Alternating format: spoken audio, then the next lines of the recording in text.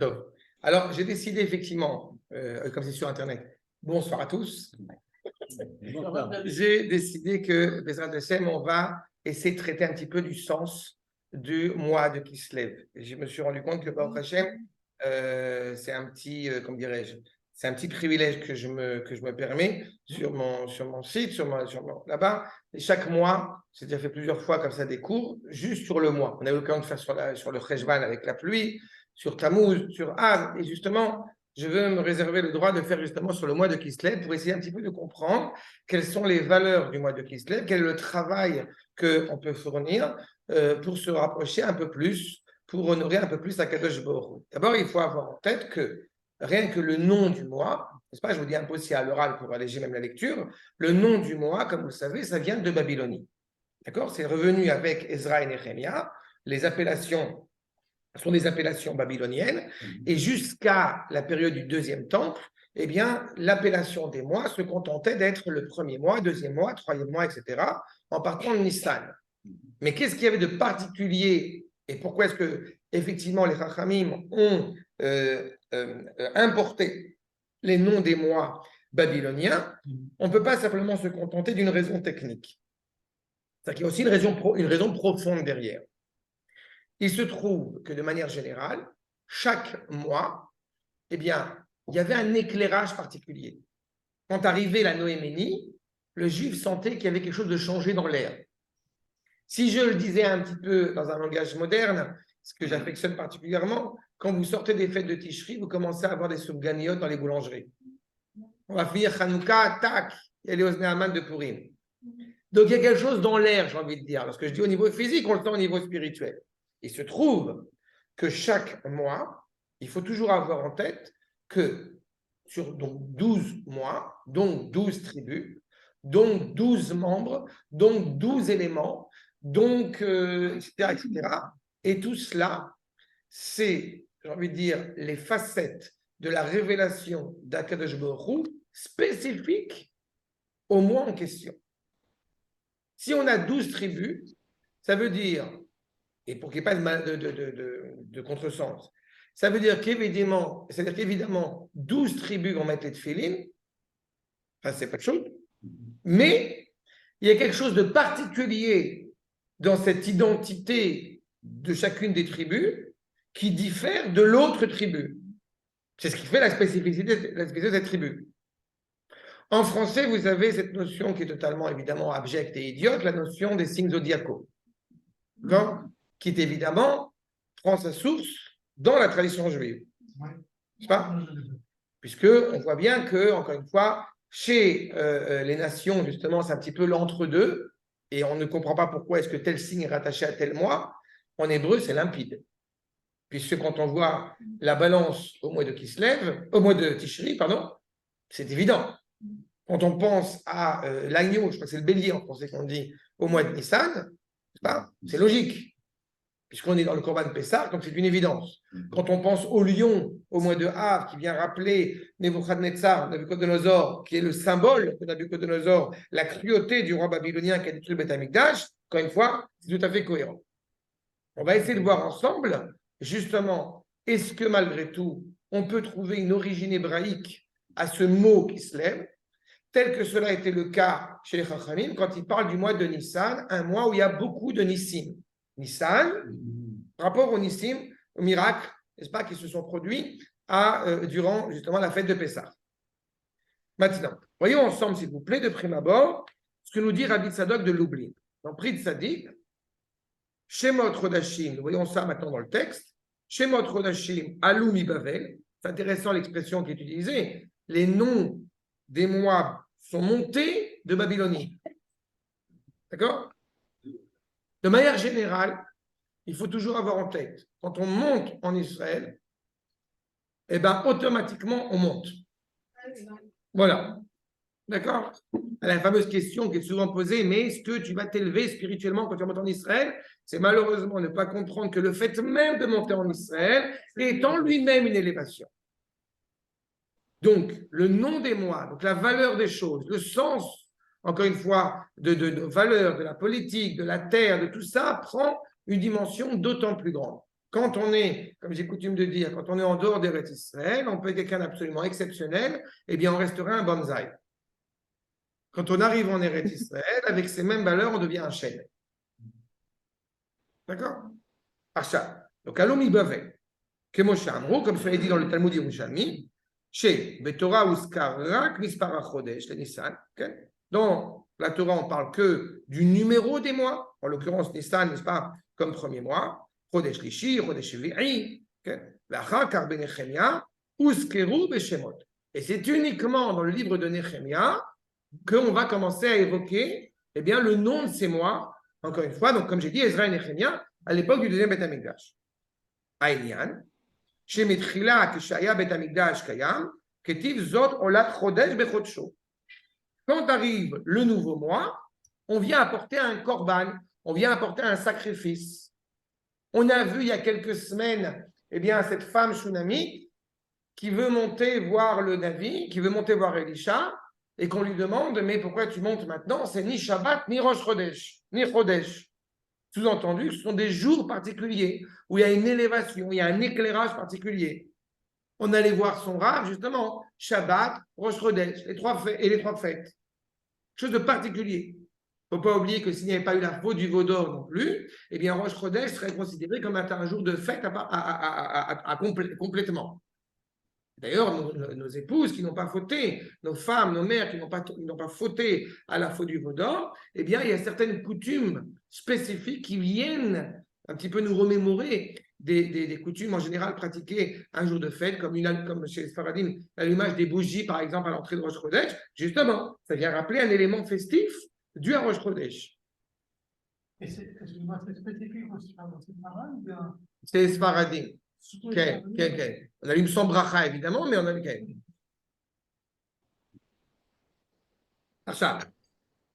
Chez Kol Chodesh, donc chaque mois, comme son nom l'indique, encore une fois, l'avantage, quand on voit, c'est pour ça que je suis têtu aussi à prendre des sources en hébreu, parce que chaque mois, comme son nom l'indique, Mitradesh, chaque mois se renouvelle quelque chose. Vous savez que c'est la révolution de la Lune, l'année hébraïque, on avait déjà eu l'occasion de l'évoquer. L'année hébraïque est une année solilunaire, donc elle est à la fois, elle fixe l'année selon le soleil et fixe le mois selon la lune. D'accord ? Mais très embêtant les juifs. On n'est pas ni chrétiens, ni musulmans, ni...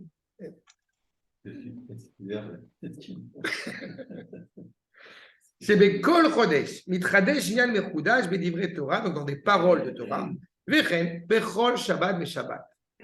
Alors, il faut toujours avoir comme ça en tête. C'est ce cadeau exceptionnel qu'on appelle le Shabbat, quand même, cette opportunité de pouvoir avoir ce renouvellement permanent. Ce n'est pas qu'un jour de repos social, c'est loin d'être le cas. Il y a et le Rosh Chodesh, évidemment, dans la même optique. Donc, chaque année, Bechol Shana, Mitradesh Berosh Hashana, Chidush Inyan Mechudash Batorah. Chaque année se renouvelle cette idée, effectivement, chaque mois se renouvelle. Vous comprenez aussi, et j'ouvre une toute petite parenthèse, que quand on a décidé de fixer Hanouka pour les générations, ça n'a pas été fixé la même année. Il y a une année qui est passée, parce qu'il y a eu des discussions entre les Chachamim, est-ce qu'on rajoute une fête ou non dans le calendrier hébraïque?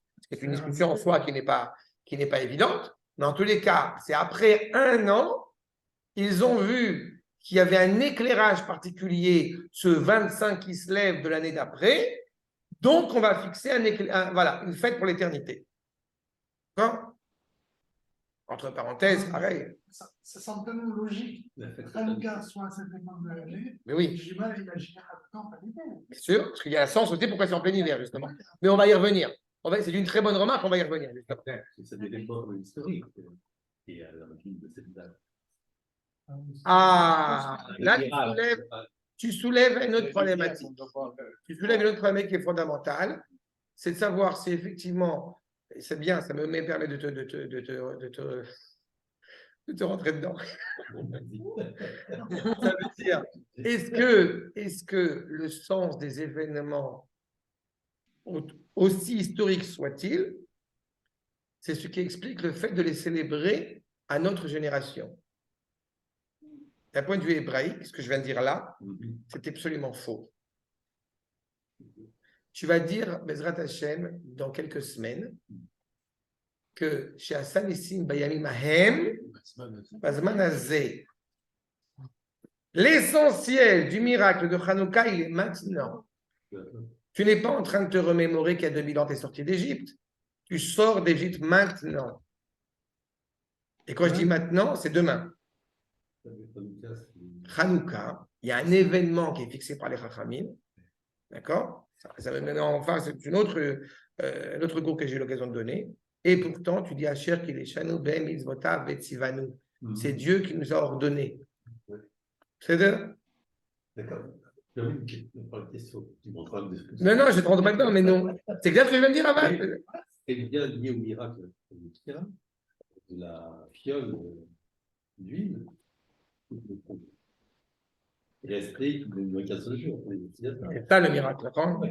C'est ça le miracle, d'accord? C'est bien ça. Non. Non. C'est ce que. Tu me fais souvenir sur un autre sujet que j'ai traité. Non, mais dis-moi, parce que Un autre cours qui est super important. J'espère peut-être qu'on aura l'occasion, j'aurai l'occasion de le faire et je l'expliquerai. Mais si je te dis en un mot ce que tu viens de soulever maintenant, il y a des gens qui, quand il y a des miracles absolument exceptionnels, d'abord, tu ne te rappelles pas dans la prière sur Al-Anissim, ça on l'avait étudié ensemble, qu'il n'y a pas du tout évoqué la Hanoukia dans le Al-Anissim. Mais je vais me permettre de rajouter un point. Disons qu'il y a des gens qui sont apparemment pas très fut-fut, si je puis dire, merci, qui ne sont pas très fut-fut, et qu'il est certain qu'une poignée d'hommes qui ne sont pas du tout des militaires, qui ne sont pas du tout professionnels, et qui ont réussi à combattre des armées exceptionnelles, professionnelles, avec des éléphants, qui leur rentrent dedans et sont capables de les vaincre, ça, ce n'est pas un miracle, tu comprends? Mais heureusement qu'il y a une petite fiole toute mignonne pour dire qu'il y a un miracle. Ça te va comme entrer en matière?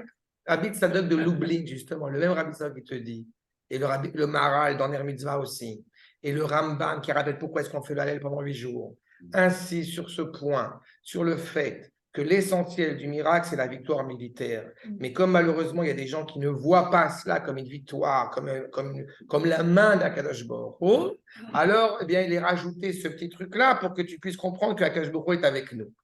C'est-à-dire, il y a une mentalité comme ça, malheureusement, et c'est pas toi que je préserve, mais il y a une mentalité comme ça qui a tendance à oublier un certain nombre d'éléments. Et c'est pour ça que quand tu me demandes, mais est-ce que c'est relié à un événement historique? Je te dis de manière un peu abrupte, non. Je n'ai pas raison quand je dis non. Parce que oui, il y a un événement historique qui s'est produit. Mais l'événement s'est produit à ce moment-là parce que, comme a dit très bien Dov tout à l'heure, il ne pouvait pas se produire ailleurs que cette période-là de l'année. Justement en plein hiver, justement en pleine obscurité. On va y revenir là-dessus.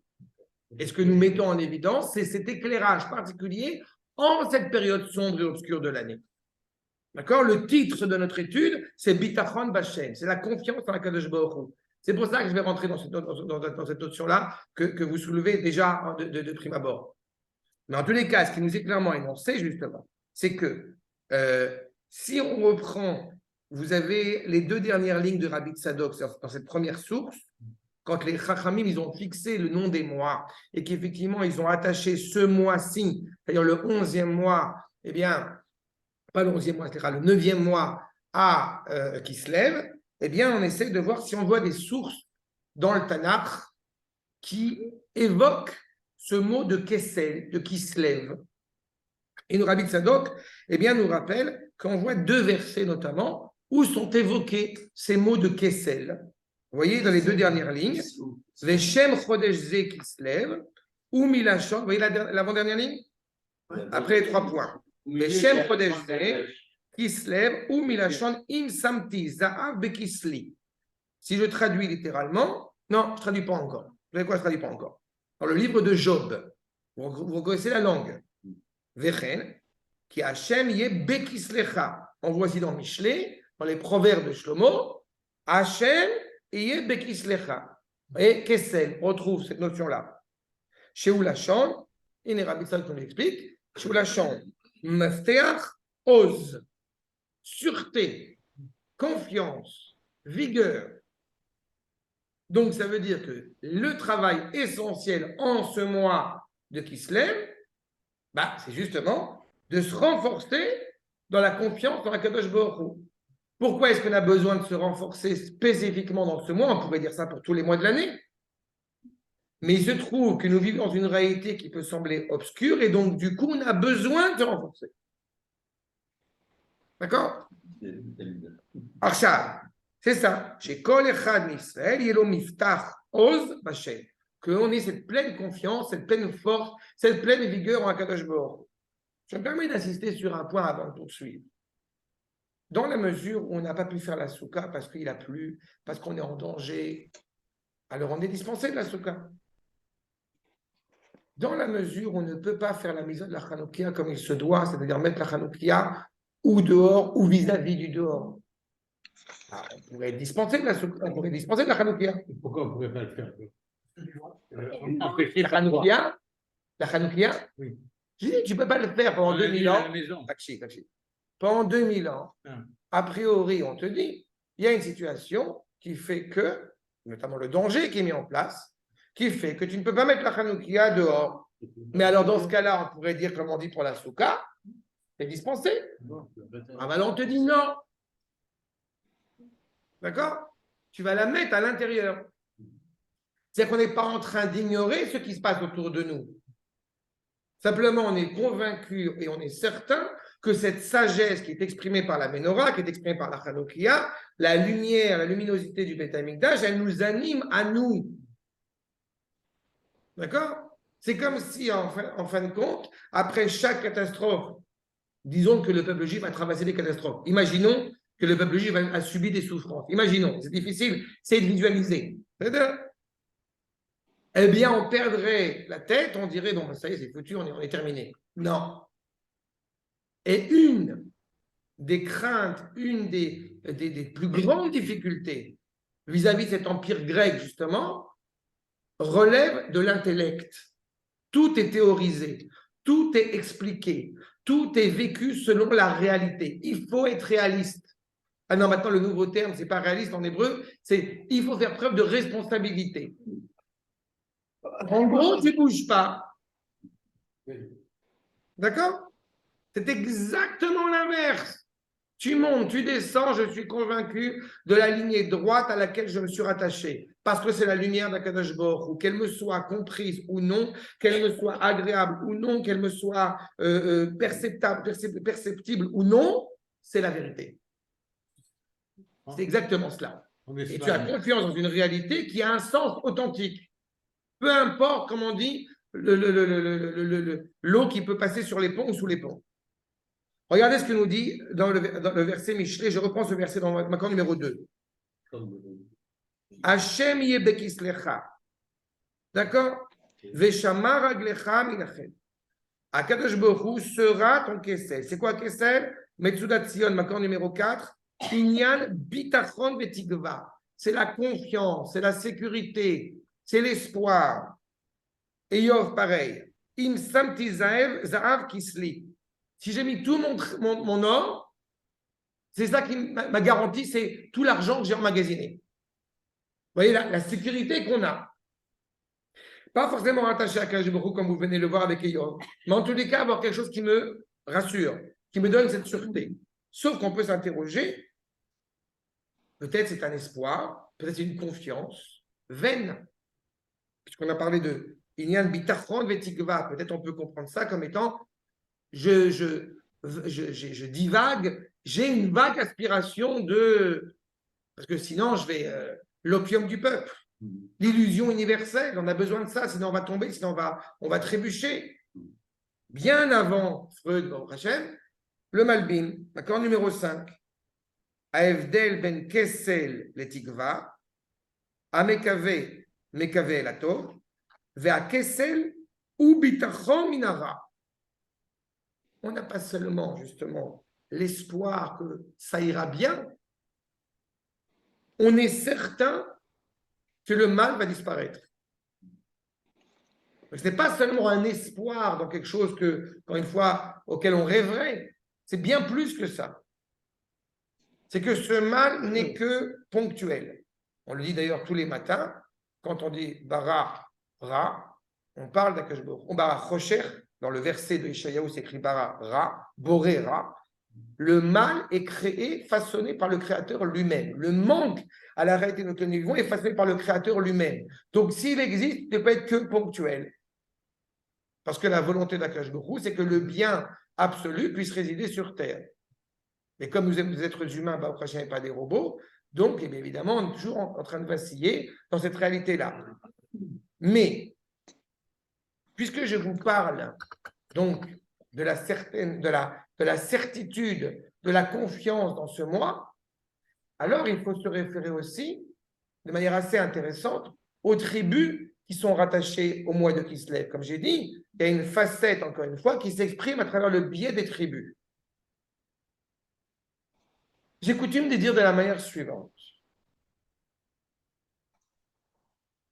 On a une armée et des armes suffisamment impressionnantes pour détruire tous nos ennemis en 2 secondes.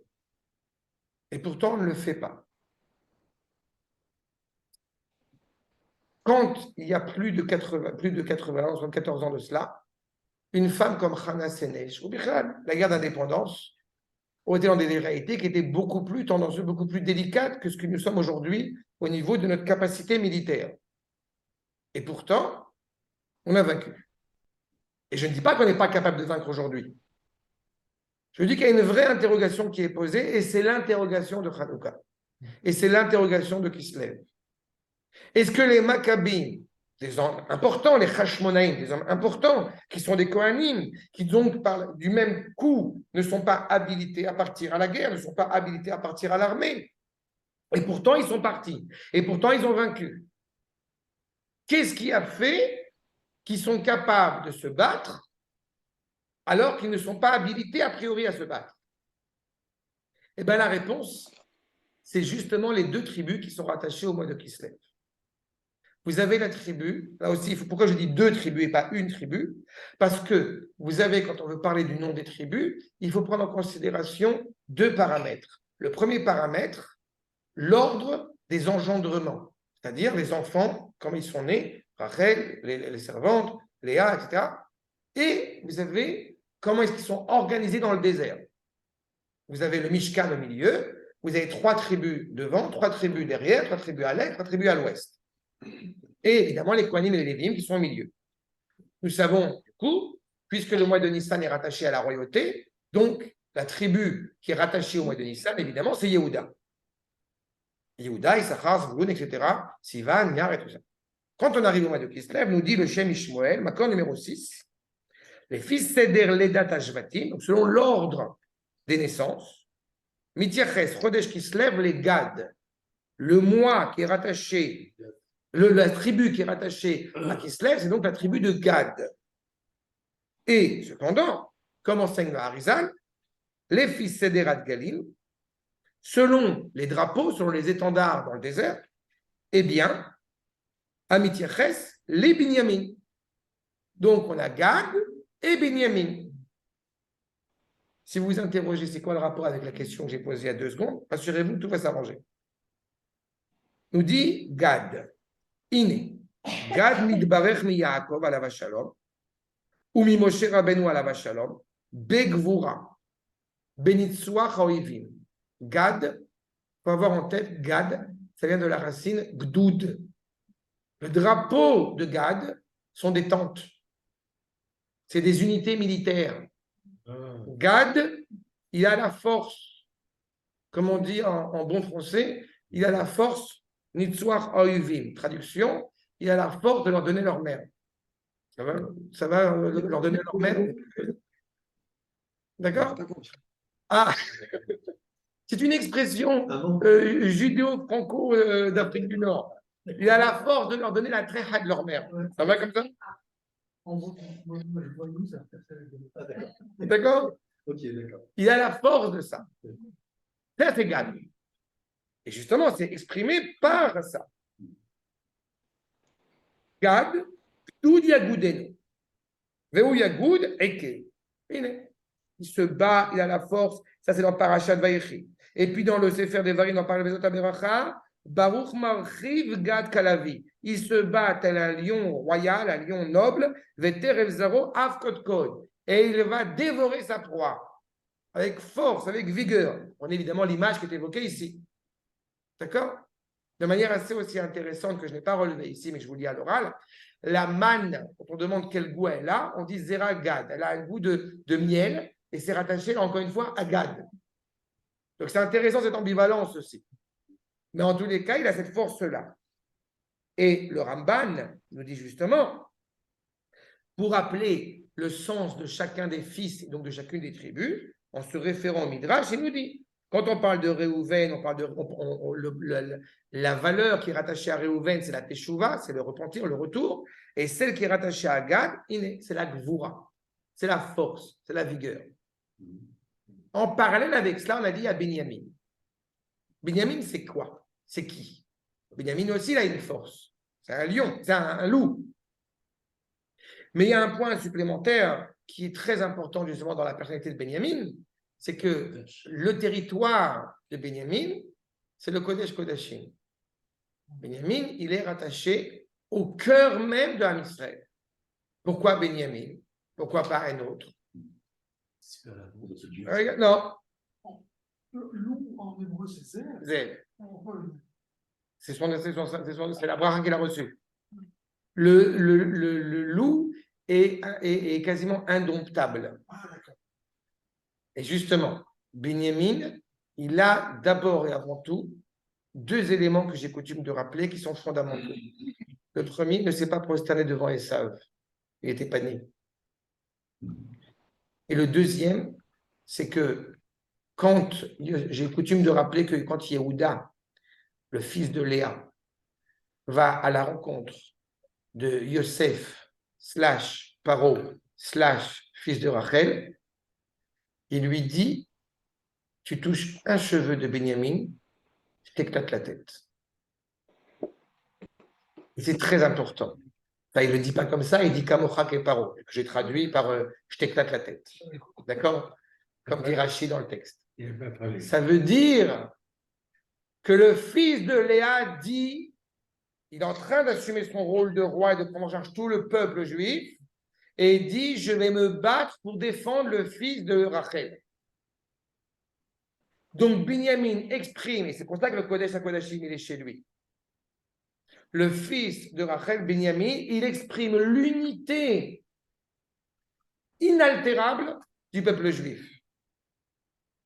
Et donc, la force de Gad, elle est revigorée, elle est ratifiée par cette unité autour des valeurs, autour du Kodesh. Donc, les deux tribus sont fondamentales. Quand n'oubliez pas que les Maccabim sont partis se battre, ça fait plus de 150 ans qu'on était sous souveraineté grecque en Eretz Israël. Donc, pourquoi vous battez maintenant? Parce que malheureusement, à ce moment-là, avec le fameux Antiochus, que mes enfants ont coutume d'appeler quand ils étaient petits Anticouscous, pour vous dire à quel point, Baruch Hashem, ses ennemis aujourd'hui sont méprisés, et tant mieux, parce que justement, ça prouve qu'on a vaincu, alors qu'à l'époque, croyez-moi, personne n'aurait osé rigoler sur Nebuchadnezzar et tous ses ennemis marchand qui ont parcouru l'histoire hébraïque. En tous les cas, à ce moment-là, il y a une volonté supplémentaire, c'est de vouloir absolument, eh bien, comment dirais-je, souiller la Torah au sein de la yeshiva. Pour vous donner un parallélisme qui est évidemment très proche, le tsar russe avait exigé aux natifs de Vologine qu'on étudie le russe dans la yeshiva. D'accord? Qu'a fait le natif de Vologine? Il a fermé la yeshiva. Et pendant 2 ans, il n'y a pas eu. Tu veux que j'enseigne le russe? J'enseigne le russe. Il faut comprendre la valeur, le sens essentiel, encore une fois, du Kodesh. Et dans notre contexte, transfigurer la Torah. Ne pas oser dire une parole vraie et authentique, héritée de ses maîtres, sous prétexte qu'on a peur, qu'est-ce que va dire le monde ou qu'est-ce qu'ils vont dire, mais c'est très dangereux. Si on veut souiller cette parole vraie et authentique, là, les Maccabim sortent. C'est pas qu'il n'y ait pas d'assimilation. Avant, il y a beaucoup de gens qui peuvent s'assimiler, mais ils savent où est la vérité, ils savent où est la justice, ils savent où est la justesse. Quand on commence à avoir un flou là-dessus, c'est très problématique. De la même manière que je me permets de vous dire, vous savez pertinemment que quand il y a au grand public des conflits entre les rabbinim, c'est pas bon. Il y en a en Beth Midrash, c'est pas ça la question. Mais pas des conflits qui vont, au bout du compte, eh bien, laisser un flou aux yeux du peuple.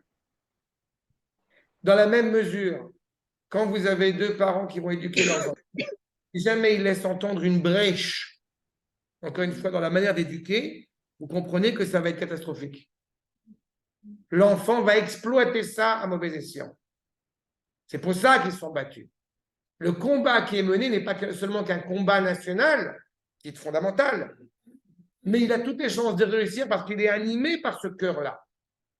Regardez ce que nous dit le Shem Ishmuel. Je poursuis Benyamin. Midbarech be'inyan bet hamikdash. Benyamin ze'ev, itraf, baboker yochal ad, vela'erev yachalek shalal. Il va chasser, manger. On est 5e ligne de ma corde numéro 6. 5e ligne, au milieu. Benyamin ze'ev, il va dévorer. D'accord, c'est Itraf, baboker, yachal ad, vela'erev yachalek shalal. Il va rester encore des cadavres, encore une fois, le soir, qu'il va distribuer. Aussi, le lion vient en meute. Pas ce côté, parfois, qui peut apparaître cruel. Juste pour la petite, comment dirais-je, la petite plaisanterie sympathique qui me plaît beaucoup, il faut rappeler quand même que Benjamin Zeev Herzl, le nom hébraïque de Herzl, Théodore Herzl, c'est Benjamin Zeev Herzl. D'accord ? Comme on dit, je dis ça, j'ai rien dit. Mais quand même. Arsav. Donc, je saute une ligne, jusqu'à en gras. Iné. Beshneem, donc dans ces deux dimensions-là, Zachou Israël, Bechodesh Kislev, Beyemei Yevanim. Ces deux valeurs-là, ces deux qualités essentielles, c'est ce que le peuple juif a mérité de mettre en place et de revigorer, de se renforcer en ces jours-ci en face des Grecs.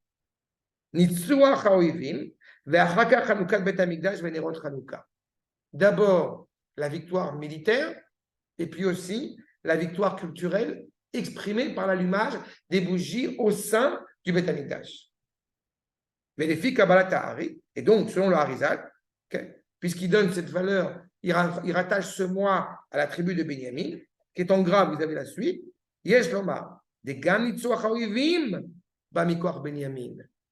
Alors, est-ce qu'on peut réellement séparer la victoire militaire de la victoire spirituelle? Vous avez certains, pour reprendre ta remarque, vous avez certains qui vont dire non, ça n'a rien à voir avec la Torah, ce qui se passe dans l'État d'Israël. D'autres vont dire ça n'a rien à voir avec la Torah dans l'autre sens. D'accord? Pendant des années, je disais que Hanouka n'était pas une fête religieuse, était une fête nationale, avait une dimension de sioniste. Je dis aujourd'hui exactement le contraire. Mais dans le sens où moi je le donne. Hanouka est la fête religieuse par excellence. Au sens où quand on est habillé avec les uniformes de Tzahal et qu'on va se battre, on dit les Shem Yichud. C'est pas, on dit Dieu soit loué d'un côté et Tzahal de l'autre côté. Ça n'a pas de valeur, ça n'a pas de sens. Et on le voit déjà, comme il nous l'indique ici, le Harizal qui dit mais pas seulement la victoire spirituelle, elle est due à Benyamin, le Kodesh Kodashim. La victoire militaire aussi, elle est reliée à cela. Aïnou, Deine, Yadoua, il est bien connu que Yosef, ou Tzadik del Ila, et Benyamin, ou Tzadik del Tata. Quand on prend les deux fils de Rachel, eh bien, vous avez deux élévations. Une élévation qui provient du bas vers le haut et une élévation qui provient du haut vers le bas. Yosef Hatzadik, il est au-dessus de la masse. Il vient du haut et il essaie d'éduquer le bas. Benyamin, c'est l'inverse. Benyamin, il est profondément en bas, c'est le petit dernier, et il élève le peuple vers le haut. Comment on le sait? Par la descendance de Benyamin. Vous avez la pudeur de Shaoul, vous avez Michal, sa fille, qui était profondément pudique. Vous avez Esther et Mordechai. Tout ça, c'est la même lignée. On peut vaincre Amalek. Mais quand les Rachel nous disent qu'on ne peut pas vaincre Amalek si ce n'est par les fils de Rachel, comprenez Ménaché, Ephraim ou Benyamin, on pourrait dire, ok, c'est l'un des, donc on s'en fout, c'est l'un des trois. Mais il y a quelque chose de fédérateur en évoquant ça de la manière suivante. On peut prendre une arme et aller tirer sur tous les terroristes qui sont là. Mais ça ne suffit pas. La guerre que nous menons, elle n'est pas que extérieure. Est-ce qu'on est capable de reconnaître que c'est le bien contre le mal? Donc, Benjamin, il n'est pas seulement en train de revigorer cette victoire spirituelle pour la religion. Non, il donne un sens aussi à la guerre qui est menée. D'en bas, je réveille d'en bas. Veinian Sadik del Ila, ou les Amshir Ashpam il est malin, comme je l'ai dit. C'est quoi un Sadik, Isodolam, Yosef Sadik, qui est un juste exceptionnel? C'est de poursuivre la luminosité juste d'en haut vers le bas. Alors que Benjamin fait exactement l'inverse. Yosef, il est tellement élevé aux yeux d'Akadosh Baruch Hu qu'il est capable de faire une révolution économique en Égypte et ça marche. Et pourtant, Yosef, il n'a pas spécialement étudié l'économie. C'est sa nature profonde. Binyamin, c'est l'inverse. Il va élever le peuple vers Akadosh Baruch Hu, comme quand on monte en Eretz Israël et on monte à Yerushalayim et on monte en Kodesh HaKodashim. Arshad. Donc, vous comprenez que cet élément-là, ça demande, quand je dis une distinction entre le bien et le mal, qu'est-ce qui me permet de dire ça c'est le bien, ça c'est le mal? J'aurais une première réponse à vous donner, c'est la réponse de dire qu'on dit tous les matins que dans la bénédiction du matin, où on insiste sur le fait que Akadosh Baruch Hu, il nous fait distinguer bien, la lumière de l'obscurité. Enfin, pas à nous, au coq. Pas a servi. A servi la frim ben yom ou ben laïla. Sauf que nous rappelle les Chachamim, a servi, c'est pas seulement le coq, c'est aussi l'intellect. Servi, ça veut dire aussi intellect. Donc la capacité de l'intellect humain de bien distinguer la lumière des ténèbres, le bien du mal, c'est évidemment la moindre des choses si on veut aller œuvrer pour Akadosh Baruch Hu. Dans notre contexte ici, on a exactement la même problématique. Ce n'est pas un simple combat. Le combat des Juifs contre l'Empire grec, d'abord, la grandeur de l'Empire grec, surtout à l'époque, l'Empire ionique plutôt, elle est fondamentale. Ce qui est encore plus intéressant, c'est que le sens de Kessel nous rappelle le Shem Shmuel. On le voit aussi dans un autre passage, justement dans le Sefer Vaïkra, et il semble que le mot Kessel signifie les reins, Klayot. Pourquoi c'est intéressant? C'est quoi le rôle des reins? Vous avez un filtrage qui est fait. On a la même confiance. C'est-à-dire que ce qu'on est en train d'essayer de toucher du doigt, avoir confiance envers Akadosh Baruch Hu quand tout va bien, j'ai envie de dire, c'est facile. Quand tout est stable, comme on dit, j'ai coutume de le rappeler, dans la lecture du schéma le matin, on dit Emet Veyatsiv. C'est stable. C'est le jour. Mais quand on arrive la nuit et qu'on dit Emet Veyemuna, on sait à quel point il faut être rattaché coûte que coûte, viscéralement à la vérité, Emouna relié à Emet, pour pouvoir agir, parce qu'on est en pleine nuit, que, comme dit son nom, Erev, ça veut dire Erbouvia, tout se mélange. Donc c'est fondamental. Donc l'homme a fait un éclaircissement, encore une fois, à quoi il veut être lié.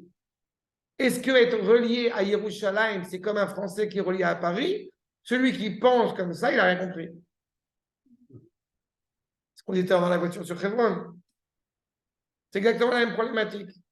Parce que je soutiens l'idée qu'il faut, au ministère de l'Éducation, j'espère que ça va se faire, qu'ils vont penser dans ce sens-là, d'obliger tous les enfants en Israël, quels qu'ils soient, dits proches de la Torah ou dits loin de la Torah, à ce que dans leur cursus scolaire, du GAN jusqu'à la terminale, eh bien, il me semble que c'est fondamental qu'ils organisent, chaque école, elle organise au moins un voyage sur tout ça à Hebron et à Yerushalayim.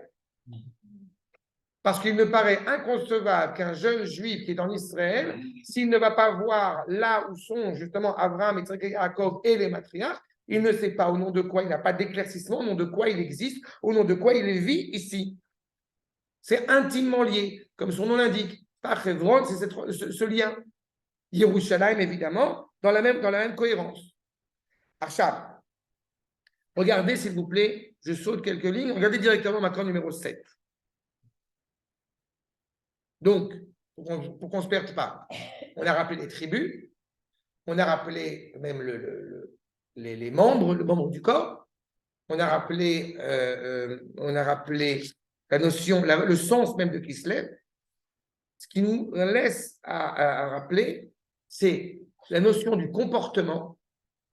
Quel comportement on doit avoir d'Afka en Kislev, quel sentiment est rattaché à Kislev, et quel être est rattaché à Kislev. Parce que dans le Sefer Yetzira, justement, je ne sais pas que j'ai la prétention de comprendre ce livre, mais on explique bien, puisque chaque mois est l'évocation d'une partie de la volonté d'Akadosh Borou exprimée à travers ce mois. Puisque Akadosh Borou a créé le monde avec des lettres, donc chaque mois est rattaché évidemment à une lettre, lui aussi. Et dans cette notion de lettre, alors, quelle est la lettre qui est rattachée au mois de Kislev? C'est la lettre Samer. D'accord? Pourquoi Samer? On va essayer de comprendre. Regardez ce que nous dit le prix de Tzadik, Makor numéro 7. Ce qui est en gras, c'est pas? Nivra ba'ot miyuchad. Parmi, donc, une lettre particulière qui a été créée parmi ces 12 mois, Shutot, Kemo Shemuva, Besefer Yetzira, Imlichot, Samer. Le Samer. Et, il ajoute un point, Beshena. Là aussi, la notion du sommeil. Pourquoi est-ce qu'on parle de sommeil au mois de Kislev? D'abord, évidemment, c'est logique puisque vous allez me dire, les nuits sont les plus longues. C'est pas un hasard non plus que ce sont les plus longues. Mais ça ne suffit pas.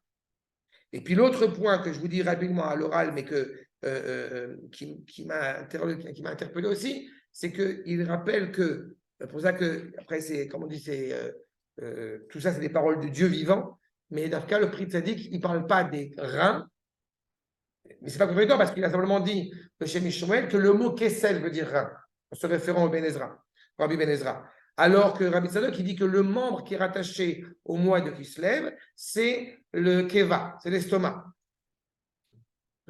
Mais là encore, il est certain que dans cet estomac, il faut qu'il y ait un filtrage, encore une fois, de ce que je vais intégrer et pas intégrer pour, encore une fois, pour avoir cette sérénité, si je peux dire, cette bonne santé. C'est Keva? Okay. C'est pour ça que je dis.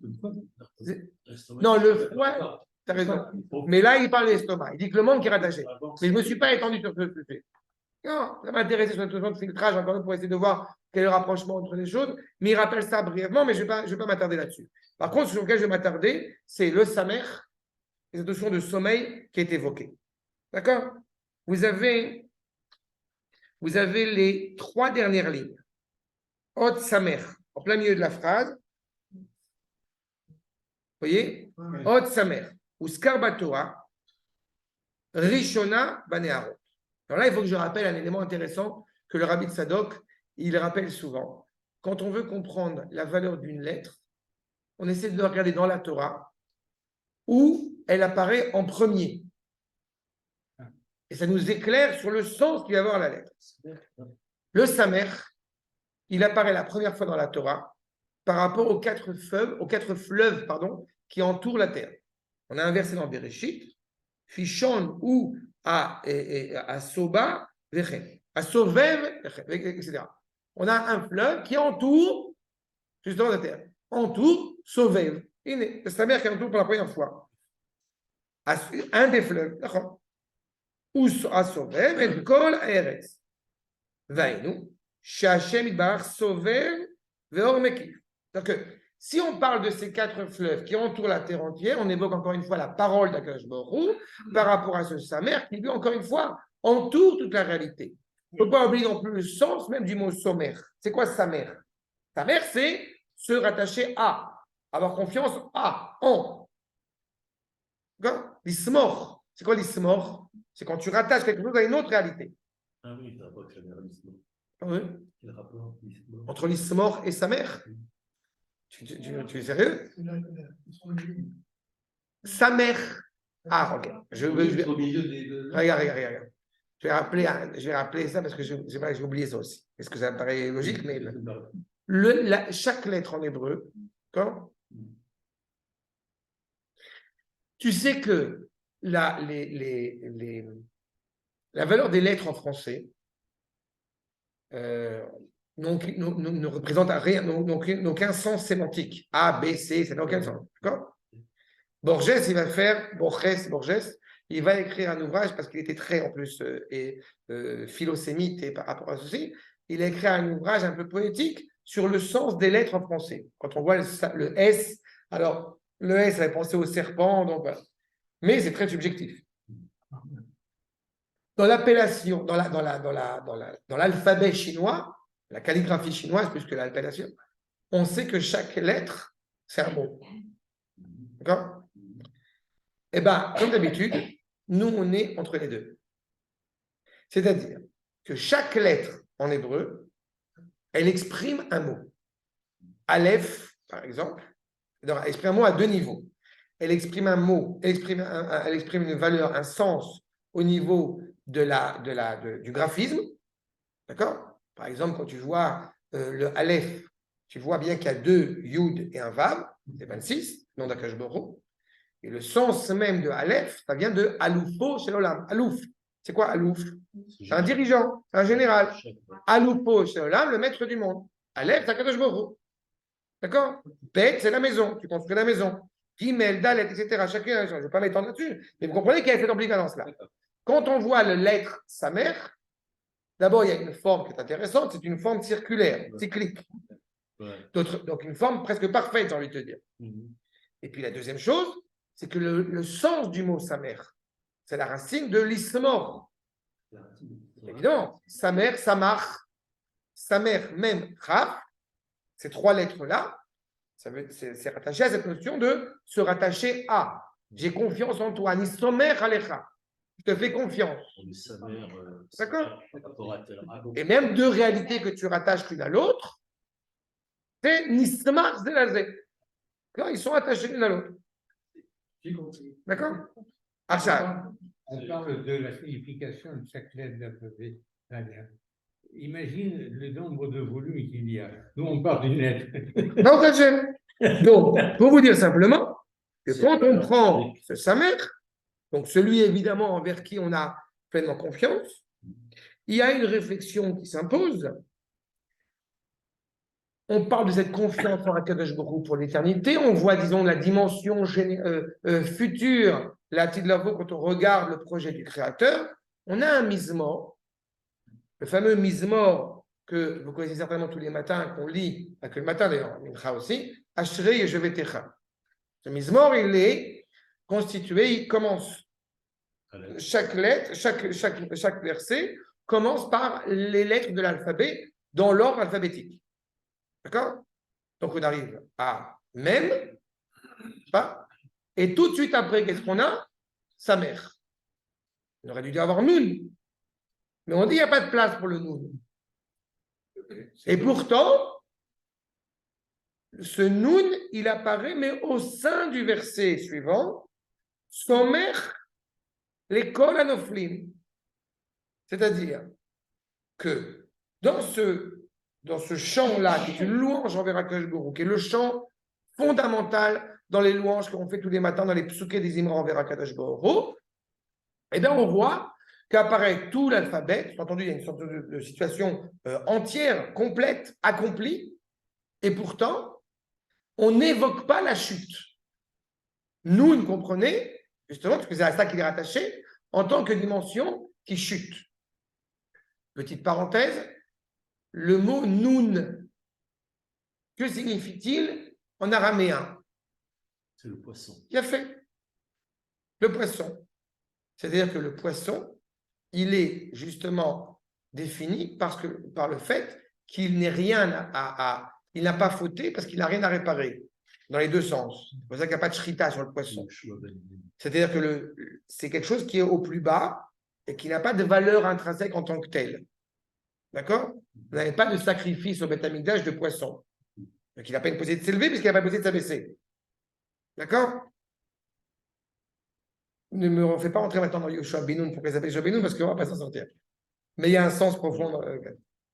Le fait est, c'est que si on dit qu'il n'y a pas de Noun, pour rappeler aussi que Noun, c'est Gematria 50, donc on est au 59e d'impureté, comme au 59e niveau de pureté qui est inaccessible.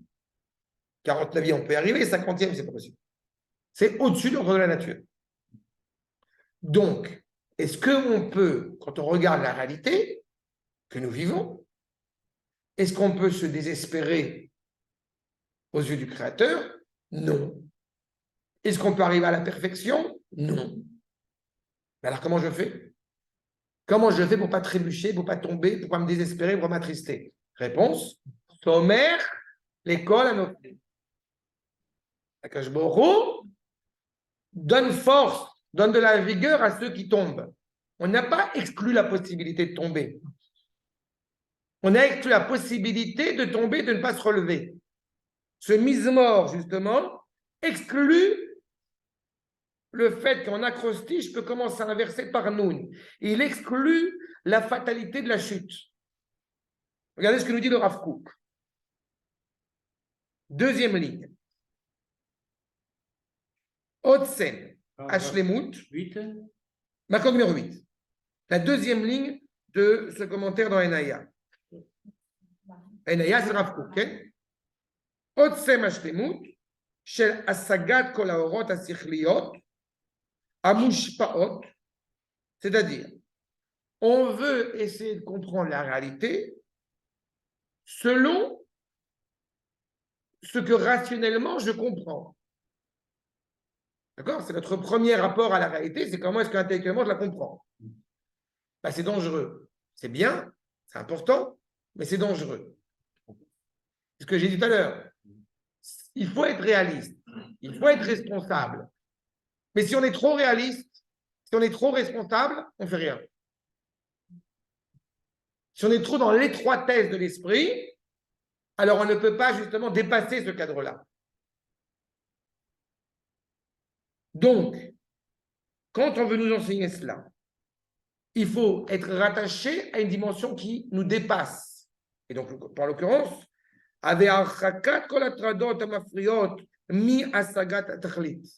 toutes ces choses qui vont nous déranger pour atteindre la finalité, pour atteindre le but. Veine, behemet otzem ze atachlit, eino benimtza klal ka'et bezman hagalut. Quand on est en exil, pensez sincèrement au Beth Amikdash, vous comprenez que c'est un peu difficile. Pendant 2000 ans, pensez à Eretz Israël. Si on pense rationnellement là où on se trouve, dans le ghetto, dans l'Inquisition, ce que vous voulez, c'est un peu compliqué. Il y a toujours cette référence qui m'a évidemment beaucoup marqué, c'est la référence de Viktor Frankl. C'est un psychologue, un psychiatre qui a écrit un ouvrage qui s'appelle « L'homme qui cherche un sens ». L'homme qui cherche un sens.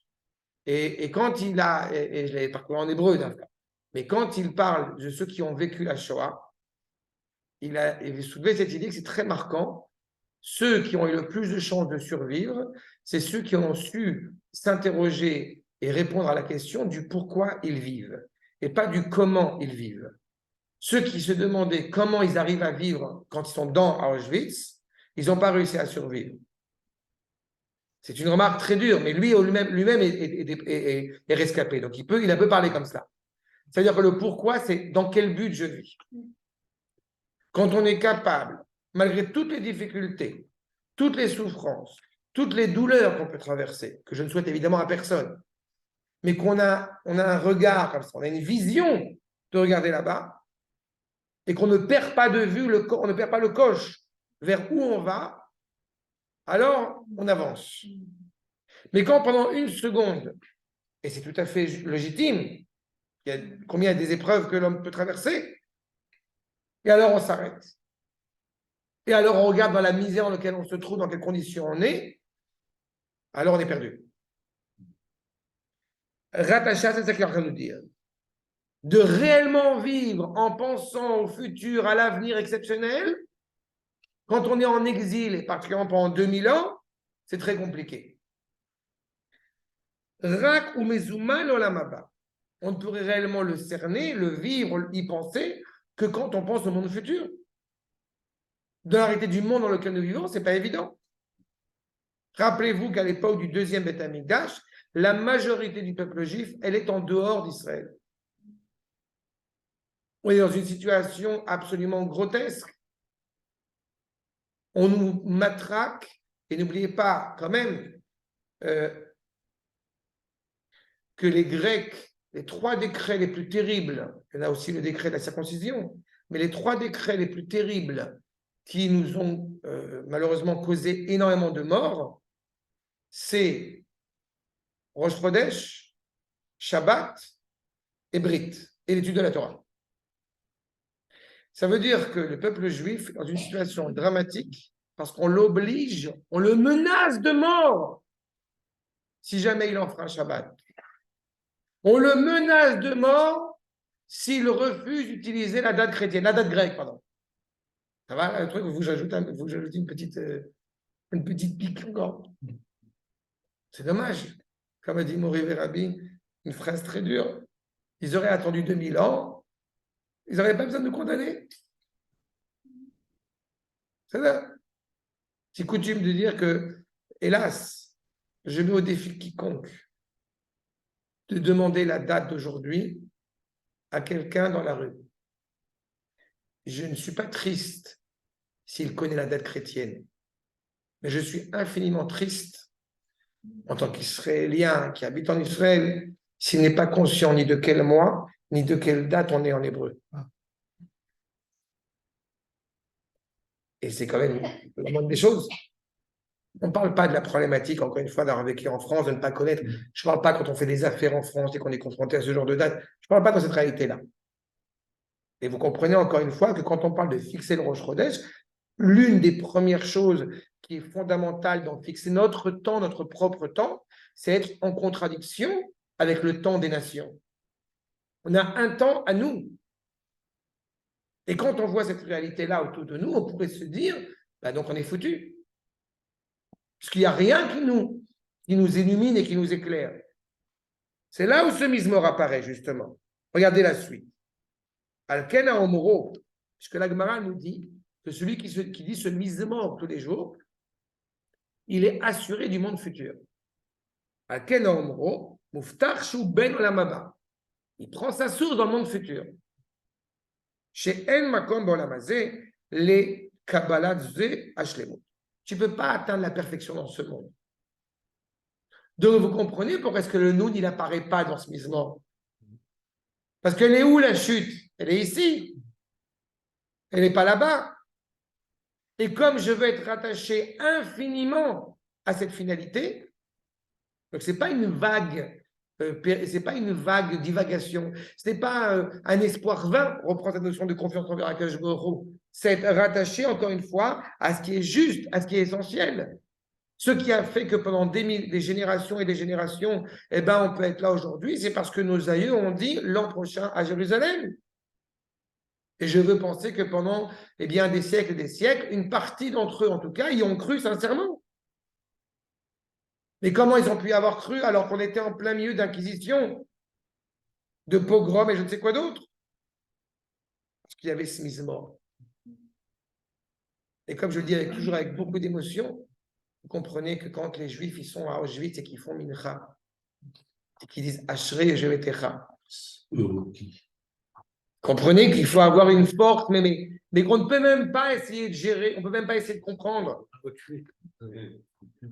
De dire Ashrei Yevetecha, combien sont heureux ceux qui résident dans ta maison.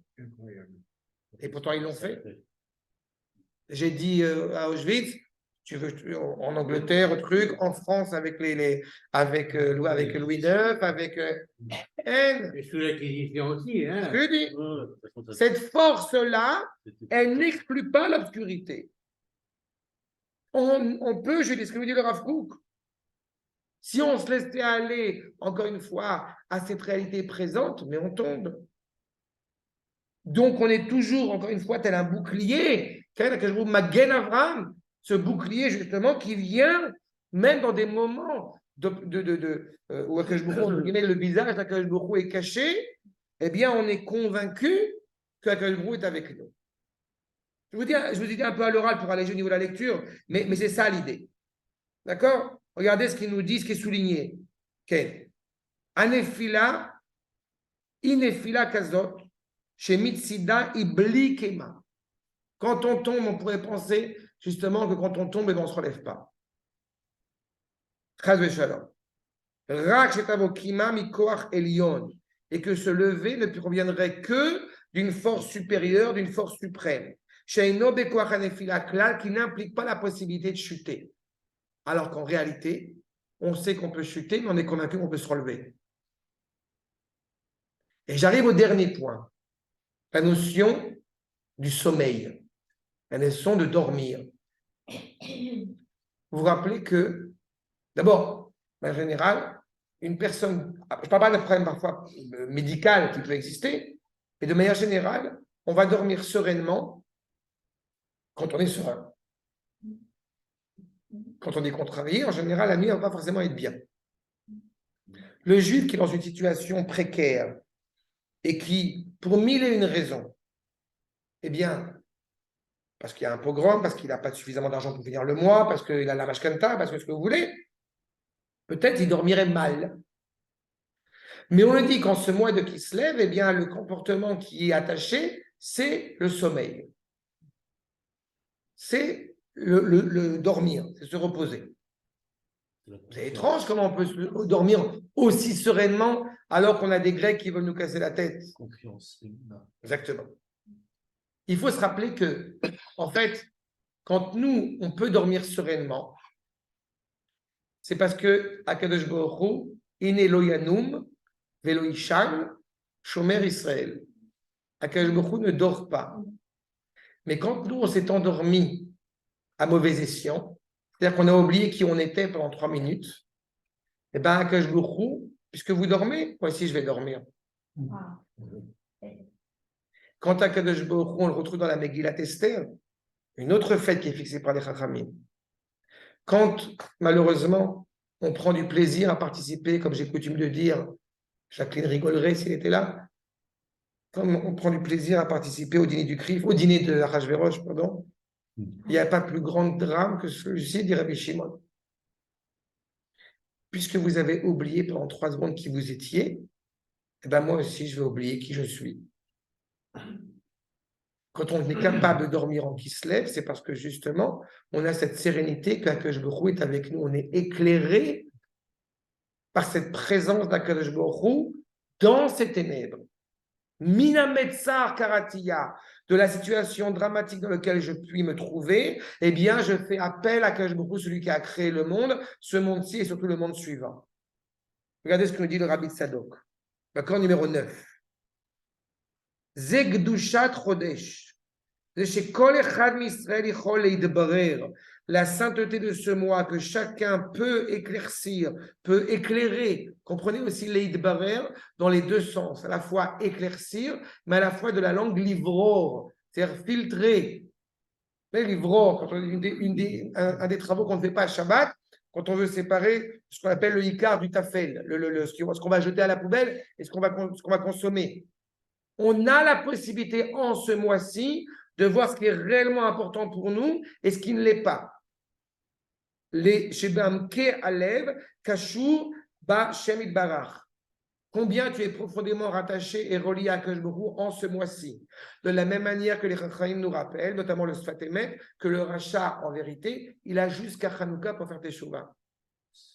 Alors qu'il était inscrit sur le livre de la mort. Mais le fait même qu'il allume la Hanoukia, avec le respect des Chachamim, puisqu'il dit Asher, Kedeshanu, Ben Mitzvotav, il parle des Chachamim avec une élévation et un respect digne du respect qu'on a pour Akadosh Baruch Hu, déjà l'élève. Donc il y a un éclaircissement qui est mis en place. Sans aucun rapport, évidemment, comme j'ai évoqué tout à l'heure, le mois de Kislev et le 9e mois, Tesha.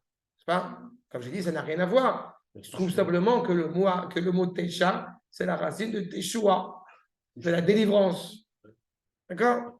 Et ce n'est pas un jeu, quand je vous dis des choses, ce n'est pas des jeux de mots. Toute la complexité, la grandeur et la richesse de l'hébreu qui montre bien, c'est pas une polysémie, c'est une authentique sémie. Choix et Teshuva aussi. Et Shuvah, c'est encore autre chose. En tous les cas, comme il est dit, comme chez Nehemar, Ani yeshena velibi er. Je dors et mon cœur est éveillé, ce que disait Shlomo.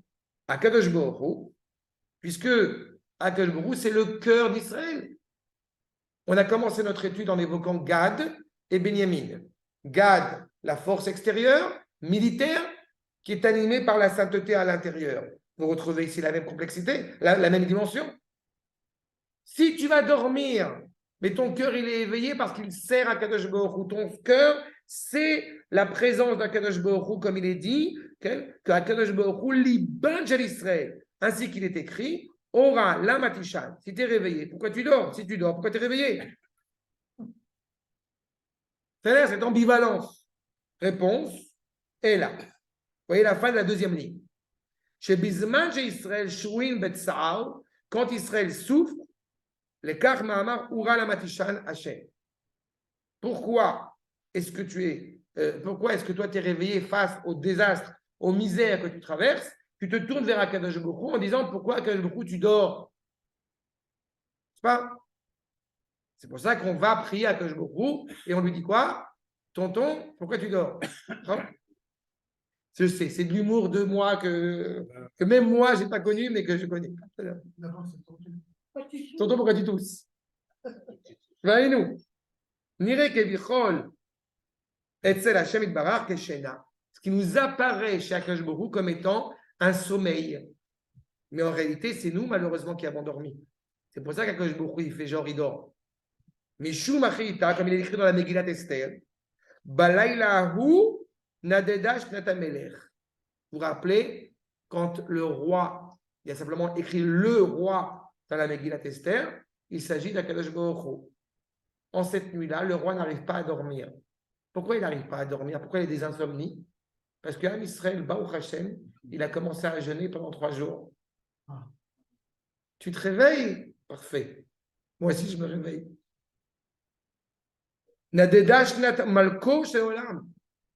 Le sommeil, le roi ne trouve pas le repos. Le roi, chez Az, alors qu'on avait l'impression, malheureusement, vu les décrets terribles qu'elle allait s'abattre sur le peuple juif, que Akadosh Baruch Hu dormait, s'était endormi. Chez Ayou Israël, Be'ester Panim, le visage d'Akadosh Baruch Hu est caché. Alors, le sommeil d'Akadosh Baruch Hu, justement, eh bien, soudain se réveille, puisque, encore une fois, nous sommes dans une réalité où l'obscurité grecque nous fait défaut. Les Grecs veulent nous faire oublier qui nous sommes, et hélas, une partie d'entre nous y participe, voire même des gens qui sont au sein même de la Torah sont obscurancis. Enfin, les yeux sont voilés, hein, comme l'église là, de leur dame, qui est tombée, avec la statue qui a les yeux bandés. Bon, c'est exactement ça. Non, pas au que c'est tombé. Ben, c'est ça. Regardez ce qui est écrit un peu plus bas, justement, ce qui est en gras, justement. Puisque les Grecs ont voulu rendre obscur, noircir, aveugler les yeux d'Israël, Am Israël se réveille, il est en train de révéler combien on est rattaché à l'éternité. Dit en gras, ce que je vous ai mis en gras, le Rabbi Yitzhak de Lublin, Beze achodesh ayanes Hanouka. C'est pour ça que c'est en ce mois-ci, justement, et ça ne pouvait pas être autrement, qu'apparaît le miracle de Hanouka. Tu vois pourquoi j'ai dit tout à l'heure que ce n'est pas seulement historique. Il y a un lien toujours indubitable entre la réalité climatique et la réalité temporelle dans tous les événements qui parcourent le peuple juif. Pessah ne peut avoir lieu qu'au printemps parce que ça commence à bourgeonner, parce que l'âme Israël naît. Hanouka ne peut avoir lieu qu'en hiver parce que dans une période qui est particulièrement obscure autour de nous. Les deux sont intimement liés. Et justement, donc ce miracle de Hanouka, en mettant cette lettre Samer attachée à ce mois, Beshena, que Akadosh Baruch Hu sommer les kolanofim, chez Loyenefila, Akadosh Baruch Hu va redonner confiance à ceux qui éventuellement, eh bien, seraient tombés, auraient chuté tu as la possibilité de t'éclairer de nouveau, de retrouver cette confiance digne et fidèle envers Akadosh Baruch Hu. Shemiseh achosher nitzmach hayeshua. Mitor achosher.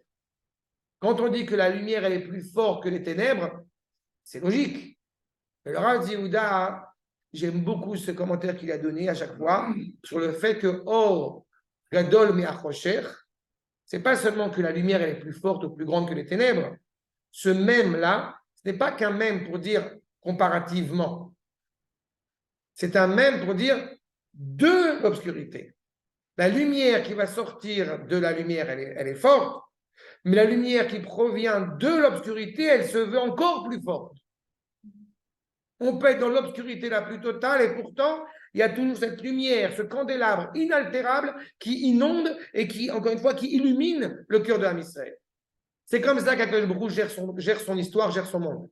Il y a toujours un petit groupement humain au sein du peuple juif, un petit village armoricain qui va résister à l'oppresseur.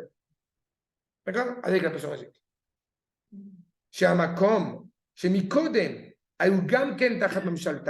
avant, ils étaient sous la direction de ce gouvernement, quel qu'il soit. Arkeivan, chez Gazruk Zerot Kaele, quand les Grecs, et peu importe grec, français, allemand, ce que vous voulez, ont fixé des décrets terribles, et ont fait presque oublier que Dieu préserve aux Juifs qui ils étaient, leur regard les a trompés. Alliés des élitorérou. Hélas, grâce à ça, le peuple juif se réveille et sont prêts à donner leur vie, encore une fois, par amour, par reconnaissance de leur identité.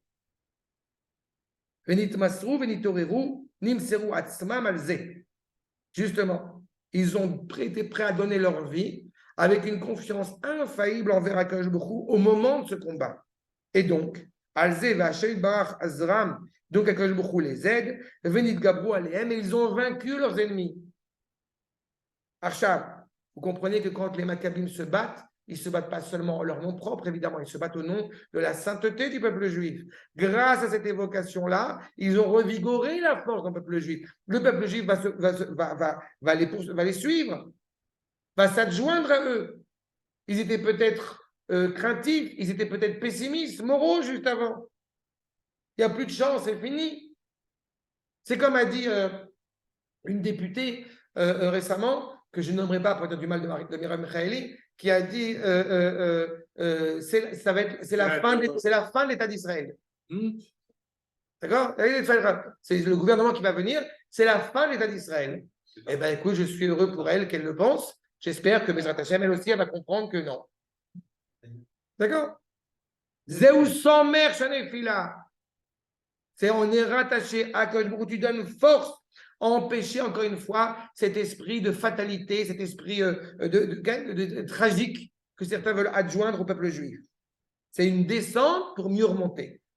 Anefila, itzorechalia. Vechen hashena il est tova. Pourquoi justement, eh bien, ces nuits sont plus longues, l'occasion d'étudier un peu plus la Torah, mais aussi l'occasion justement d'avoir un repos serein. Et si on est capable d'être serein, c'est parce que justement, Akadosh Baruch Hu lo yeshal. Vechen hashena il est tova. Ani yeshena velibi er. Je dors, mais mon cœur est éveillé. Akadosh Baruch Hu yitbarach shochen belev Israël. Quand la présence d'Akadosh Baruch Hu réside au cœur, au centre d'Israël, le Ham Israël se révèle dans toute sa splendeur. Nous sommes dans la série de ces parachiotes que nous avons vus la semaine dernière avec Parashat Toldot et cette idée d'avoir la parole de Yaakov, la bouche de Yaakov et les bras de Esav. La bouche de Yaakov, c'est la Torah, c'est la Kedusha, c'est le Beth Midrash. Quand on est animé par cette vérité saine et animé par la sainteté qui nous anime, mais on peut avoir les mains d'Esav. On n'a aucune chance de tomber, de trébucher parce qu'on est animé par cette force, encore une fois, qui nous relie à Kadosh Baruch Hu. Donc voilà notre travail au mois de Kislev, Bezrat Hashem. Et à la vérité, le nom Kislev l'indique clairement. Parce que si Kessel, c'est la confiance, Kessel, Kislon, le Vav, c'est la troisième personne du singulier, n'est-ce pas? C'est Kessel O, c'est qu'on est rattaché à lui, à Kadosh Baruch Hu. De la manière que le Vav indique deux éléments essentiels. Le premier, c'est le Vav, c'est la lettre de liaison. Quand Akadosh Baruch Hu a façonné ce monde, eh bien, nous a donné une responsabilité. Ce Hey, ce dernier Hey, qui nous permet de nous rattacher à l'essentiel. Quand nous travaillons, nous œuvrons pour Akadosh Baruch Hu, nous nous rattachons au Hey qui le précède. Yud Ke, Vav Ke, un Vav au milieu. Ce Vav, encore une fois, qui fait la liaison entre deux dimensions. D'autre part, je rappelle aussi que c'est le Vav conversif, une réalité du passé qui devient un futur ou un futur qui devient un passé. Dans le Vav traditionnel, grammaticalement parlant, c'est tout le sens de la Teshuvah. Tu crois que tu es perdu parce que tu es dans l'obscurité, tu es dans le noir le plus total, eh bien tu te réveilles une seconde, tu te rattaches à Akadosh Baruch Hu, la Chanoukia peut t'éclairer, diront les Chassidim. Comme dit la Teshuvah, on n'a pas le droit d'utiliser la lumière de Hanouka si c'était uniquement pour en profiter. L'irotam bilvad. Pourquoi? Parce que de voir cette lumière de Hanouka, eh bien, va réparer des éléments que nous ne soupçonnons pas à l'intérieur de nous. C'est cette force, cette confiance envers Akadosh Baruch Hu qui nous permet, Bezrat Hashem, d'avancer dans ce mois, et Bezrat Hashem de Kislev. Shalom. Merci beaucoup. תודה רבה. תודה רבה. très bien. C'est très clair. À la semaine prochaine. Bezrat Hashem. À la semaine prochaine. Laila Tov, merci beaucoup. Voilà, attends.